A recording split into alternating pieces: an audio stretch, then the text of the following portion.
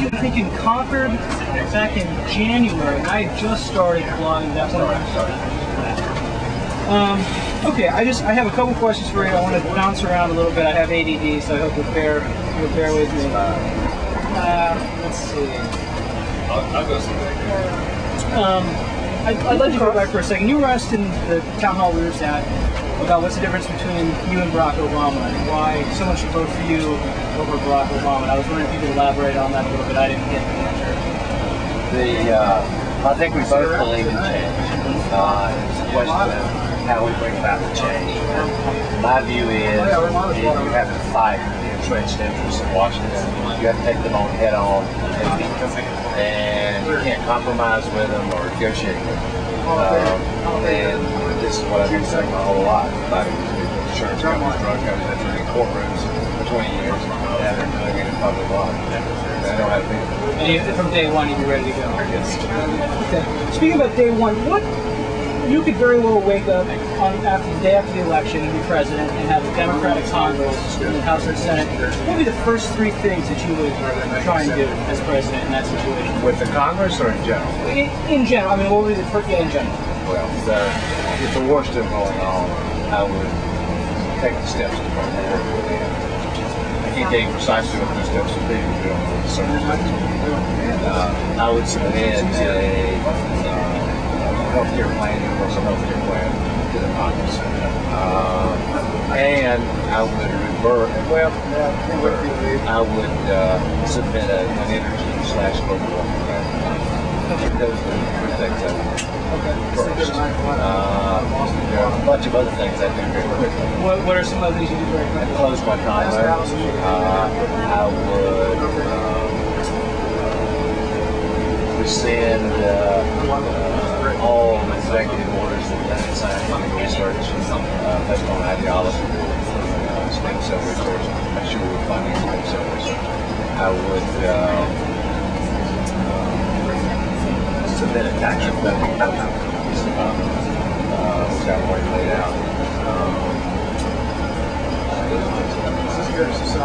One of the things you've talked a lot about on the trail is healthcare, your healthcare plan. And you obviously probably, David Walker, head of GAO, has been also walking around the country a lot, spending a lot of time talking about the need to reform entitlement programs, healthcare being a big one. Have you been following what David Walker has been saying? Are you concerned about entitlement reform? How do you go about doing that? So you're talking about entitlement reform in Medicare Social Security?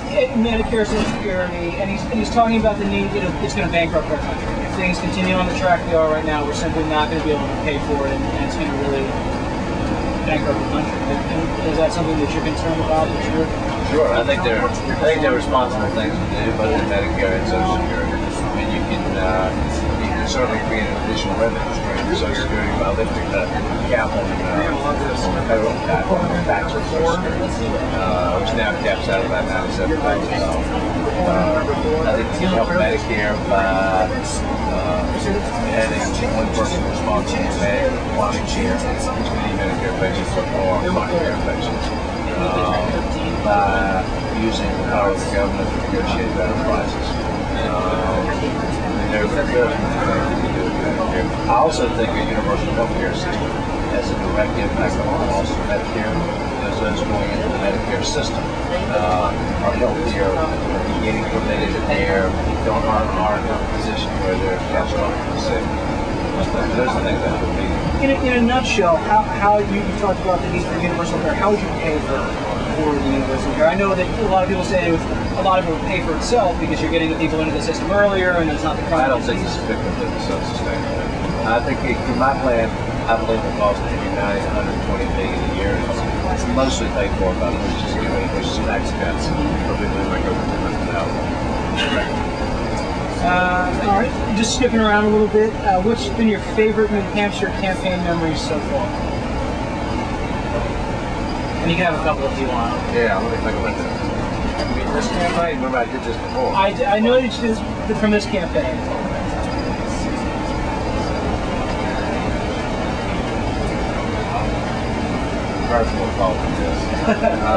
It's probably all blurring together at this point. Yeah, it is.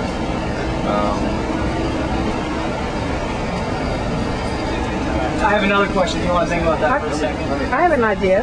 What's your suggestion? Can I film you having the idea? Okay, sure. I think one of the most incredible things that happened,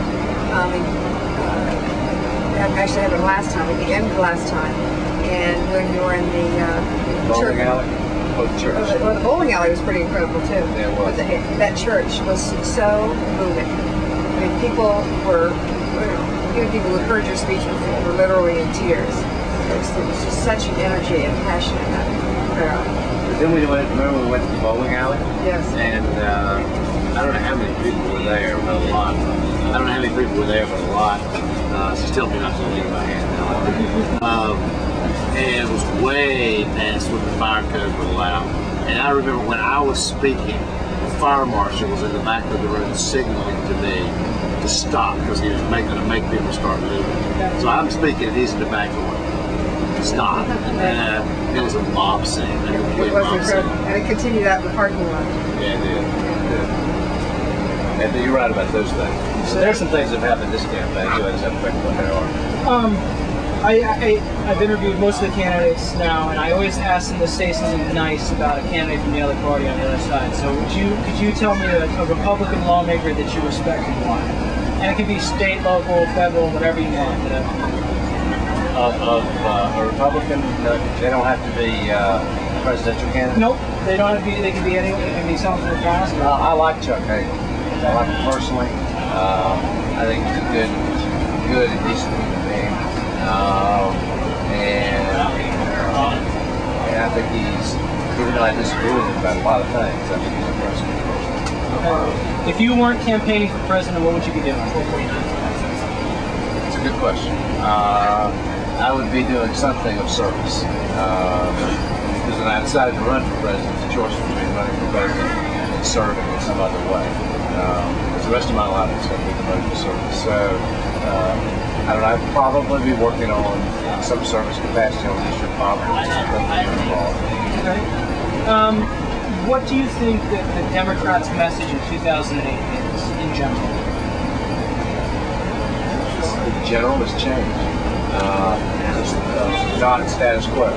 We have to have change. I think we won the 2006 election because people were looking for change.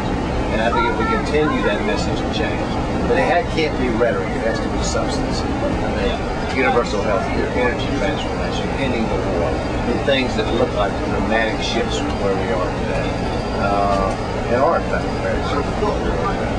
What do you think the Republicans' message in 2008 is?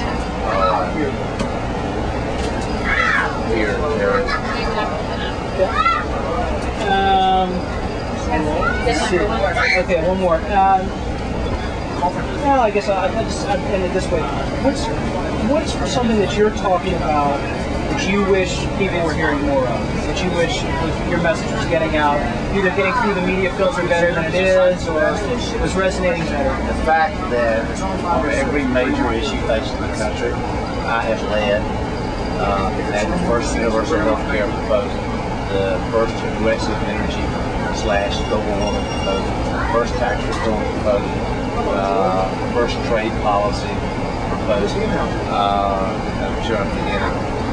Aggressive plan. I mean, you look at the big issues that are facing poverty. If you look at the big issues facing the country across the waterfront, I've led on substance with specifics, and not enough people know that because they're too busy covering the superficial. The horse race. Yeah. You know, who did 14 polls yesterday? What's the difference between this one and that one, as opposed to what you actually want to do? Thank you very much. You're welcome. Ms. Edwards.